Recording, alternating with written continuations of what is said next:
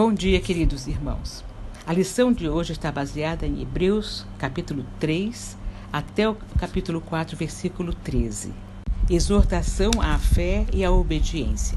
O autor da carta aos Hebreus continua com seus argumentos sobre a superioridade absoluta de Jesus. No capítulo 3, ele nos faz refletir sobre a fidelidade e a superioridade de Jesus em comparação a Moisés. Não há figura mais importante para o judaísmo do que Moisés. Foi por intermédio de Moisés que Deus retirou o povo de Israel do Egito, uma servidão de mais de 400 anos. Foi por intermédio de Moisés que Deus deu a lei para o povo. Foi por intermédio de Moisés e de sua forte liderança que o povo por 40 anos peregrinou no deserto rumo à terra prometida. A Bíblia diz que Moisés foi fiel ao Senhor em todas as coisas. Não existia alguém mais manso do que ele, sempre firme nos propósitos, mesmo atacado pela incompreensão e rebeldia do seu próprio povo. O autor de Hebreus está afirmando que Moisés foi um servo fiel na casa de Deus. Entretanto, Jesus Cristo, sendo Filho de Deus, construtor da casa, que significa povo, igreja, é bem superior a Moisés. Não era fácil afirmar uma verdade como esta, uma vez que os cristãos a quem estava destinada a carta eram judeus convertidos que ainda conviviam com alguma coisa da antiga aliança. Mas Moisés, embora tivesse sido um grande profeta, era apenas uma antecipação daquilo que em Jesus Cristo se tornaria realidade. Toda a lei sacrificial que foi dada por intermédio de Moisés teve sua personificação em Jesus. A lei tem o seu cumprimento em Jesus, isto é, ela é boa, perfeita e foi dada por Deus, mas a lei não pode ser o fim em si mesma. A lei nos conduz a Cristo, nos conduz ao conhecimento de Deus por meio do seu Filho e por isso a lei é inferior a Cristo. E Moisés, o símbolo dessa lei, está abaixo da figura do nosso Senhor e Salvador Jesus Cristo. E é nesse Jesus que nós podemos ir ousadamente e manter fiel a nossa esperança. Vamos ler os versículos 1 ao 6. Portanto, santos irmãos, participantes do chamado celestial, fixem os seus pensamentos em Jesus, apóstolo e sumo sacerdote que confessamos. Ele foi fiel àquele que o havia constituído, assim como Moisés foi fiel em toda a casa de Deus. Jesus foi considerado digno de maior glória do que Moisés, da mesma forma que o construtor de uma casa tem mais honra do que a própria casa. Pois toda a casa é construída por alguém, mas Deus é o edificador de tudo. Moisés foi fiel como servo em toda a casa de Deus, dando testemunho do que haveria de ser dito no futuro. Mas Cristo é fiel como filho e sobre a casa de Deus. E essa casa somos nós, se é que nos apegamos firmemente à confiança e à esperança da qual nos gloriamos. A fidelidade de Jesus a Deus como aquele que o constituiu é comparada à fidelidade de Moisés. O autor se refere ao versículo 7 de Números 12. Não é assim, porém, com o meu servo Moisés, que é fiel em toda a minha casa. Moisés revelou a vontade de Deus a Israel. No entanto, Jesus é digno de maior glória do que Moisés, porque como filho de Deus, foi ele, na verdade, que construiu, que estabeleceu a casa ou a família em que Moisés serviu. O papel de Moisés na casa de Deus foi agir como servo e testemunha das coisas que haviam de ser anunciadas.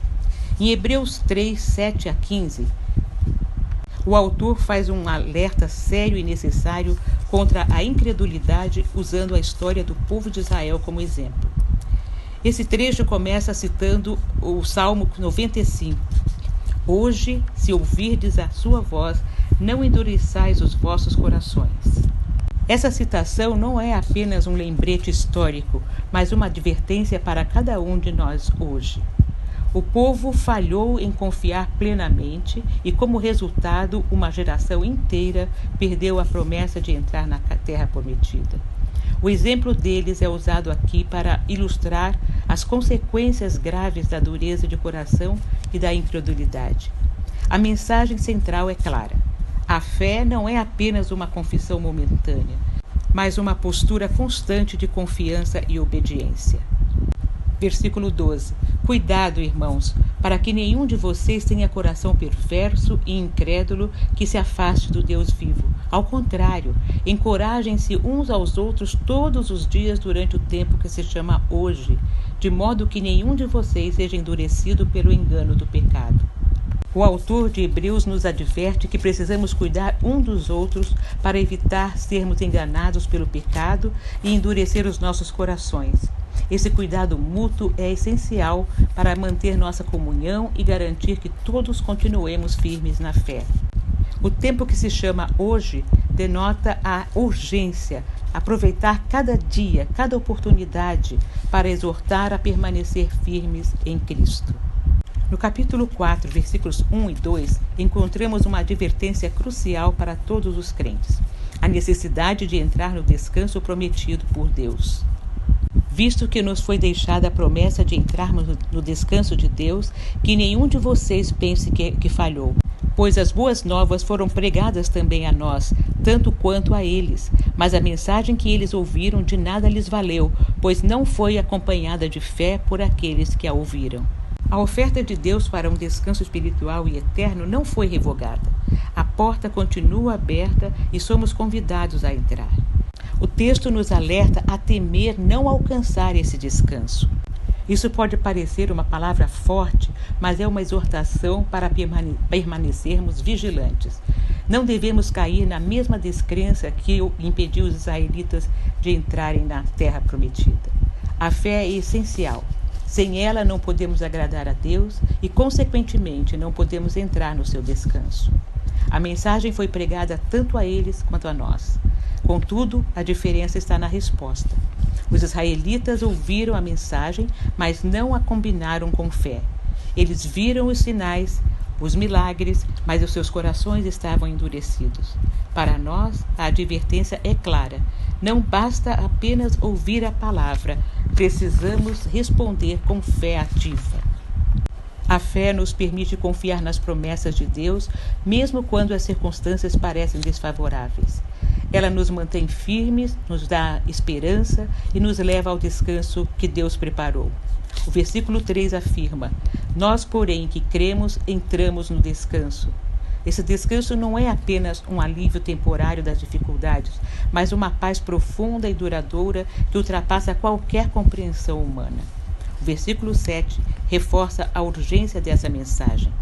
Por isso, Deus estabelece outra vez um determinado dia, chamando-o hoje, ao declarar muito tempo depois, por meio de Davi, de acordo com o que fora dito antes: se hoje vocês ouvirem a sua voz, não endureçam o coração. Deus, de novo, estabeleceu um determinado dia, chamando-o hoje. Quando ouvimos a voz de Deus, devemos responder imediatamente. O hoje representa a urgência e a importância de não adiar nossa resposta à sua chamada. Nos versículos 8 e 9, o autor faz referência a Josué, que conduziu os israelitas à terra prometida. No entanto, o verdadeiro descanso que Deus promete é mais profundo do que uma conquista terrena. Resta ainda um descanso sabático para o povo de Deus. Esse descanso sabático é uma paz contínua e eterna em Deus, diferente de qualquer alívio temporal que podemos experimentar. Devemos nos esforçar dedicadamente e perseverarmos para não repetirmos os erros, a desobediência, a falta de fé que impediram o povo de entrar na terra prometida. Nos versículos 12 e 13 encontramos uma declaração poderosa sobre a eficácia e autoridade da palavra de Deus. A palavra de Deus é viva. Não é um texto antigo e estático, mas uma palavra que tem vida e poder para transformar. Ela é ativa e opera continuamente em nossas vidas, revelando verdades profundas e trazendo convicção e consolo. A palavra de Deus é eficaz, cumpre o propósito para o qual foi enviada. Quando a lemos, ela age em nossos corações e mentes, produzindo mudanças genuínas. Nada pode se esconder do seu alcance.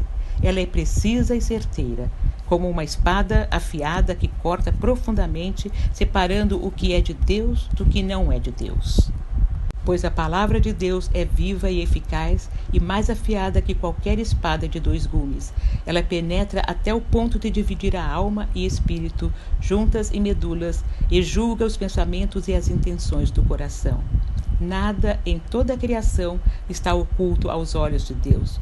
Tudo está descoberto e exposto diante dos olhos daquele a quem havemos de prestar contas. Amém.